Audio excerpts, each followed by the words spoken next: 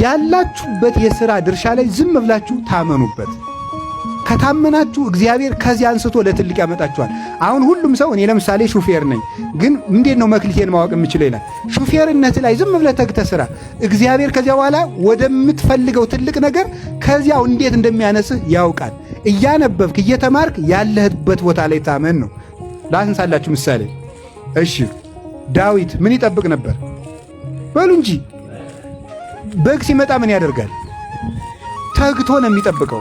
አንበሳ ሲመጣ በቡጥ እያለ አንድ በግ ላለማስበላት አንበሳ ጋር ትግል የሚገጥም ሰው ነው።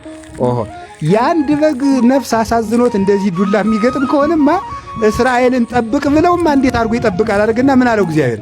የእስራኤል ንጉሥ አደረገው። በግ ጥበቃን ካከበርካት ለንጉሥነት ይሾምሃል እግዚአብሔር። ልብ በሉ። ሁለተኛ ሙሴ ምንድን ነበር? ምን ይጠብቅ ነበር? በሉ ንገር እንጂ።